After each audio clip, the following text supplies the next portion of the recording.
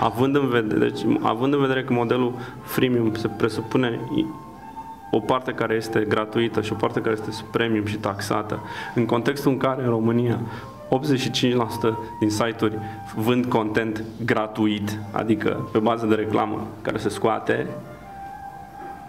înseamnă că trecerea de la un model free la un model freemium, da, va fi relativ ușoară. Trebuie doar să ai înțelegerea și capacitatea să găsești exact bucățelele pentru care un utilizator ar fi dispus să dea niște bani. Și aici este un challenge.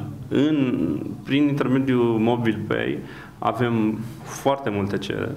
Îți dau un exemplu, sunt 2500 de companii cu unul sau mai multe servicii înregistrate în MobilePay, din care doar 5 sau 600 sunt active, nu știu exact cifrele.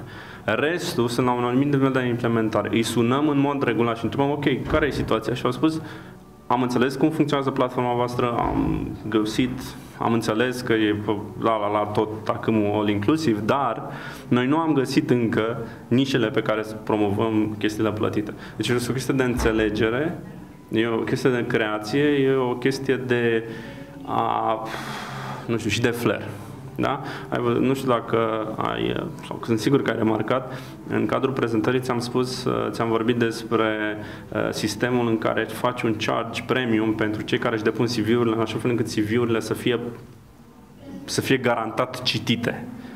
Da? Deci șansele tale să crească. Este un serviciu care, la momentul ăla, lumea ar fi dispusă. În momentul în care se pun 500 de CV-uri pe un job, o să găsești 50 care vor da 10 euro să aibă prioritate.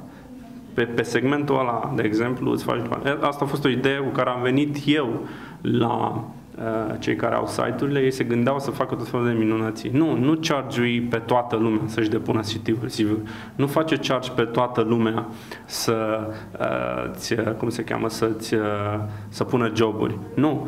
Pune joburi gratuit, pune CV-uri gratuit, dar îți fac screening pentru tine, utilizator, ca CV-ul tău să fie valid, corect, să ai șanse foarte mari și îți fac ție screening angajator în contextul în care îți fac eu o pre-verificare, pre-screening la utilizatorii respectiv și îți dau the best of the best. Deci tu nu trebuie să te ocupi de vei primi cele mai bune garantații de CV-uri. Asta este, de exemplu, o idee pe care am discutat-o cu cei care au site-urile de joburi, în România.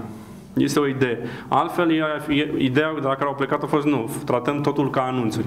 Vrei să spui CV-ul, 1 euro. Vrei să spui jobul, 100 de euro. Punct și la revedere. În momentul în care taxezi toată masa, ai șanse mai mici decât dacă taxezi doar cei 5%, acea regulă de care s-am spus.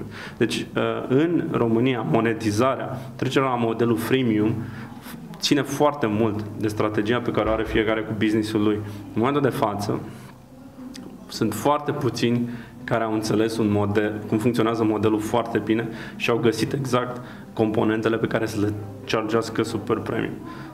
E o chestie de mentalitate, de flair, de înțelegere, mult mai complicat.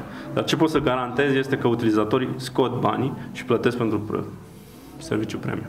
Și în altă ordine de idei, în momentul în care folosești un serviciu și îl oferi gratuit și nu îl folosești, îl dai premium, nu vor exista garantat plângeri pentru serviciu gratuit, pentru că este gratuit, și la urmă. Nu poți dacă pe acel premium o să am grijă de tine. Aduți aminte în prezentarea mea componenta pe care, exemplul pe care l-am dat cu cei din China. Da? Plătești atât timp cât ești bolnav. Da? Pentru că am un segment foarte mic, deci câștig bani de la un segment foarte mare atât timp cât sunt sănătoși. Cât sunt bolnav, am tot interesul ca într-o perioadă foarte scurtă de timp să fie sănătoși ca să treacă din nou la plată. Deci ăsta este un reverse freemium, dar funcționează ca atare. Deci e vorba de creativitatea pe care o ai ca să ajungi la rezultate. Acum pot să apară și probleme. Dar de genul, nu știu, îți dau camera de hotel gratuită, dacă îți faci duci, plătești. S-ar putea să ai niște probleme sau să folosești toaleta, plătești.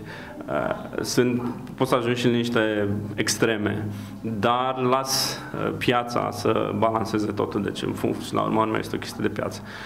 Singuri sunt cei care sunt posesorii acestor servicii, ei sunt singurii care sunt în măsură să facă. Premizele există, tehnologia există, oportunitatea există, masa critică este relativ formată, deci nu văd de ce nu s-ar merge pe trama asta.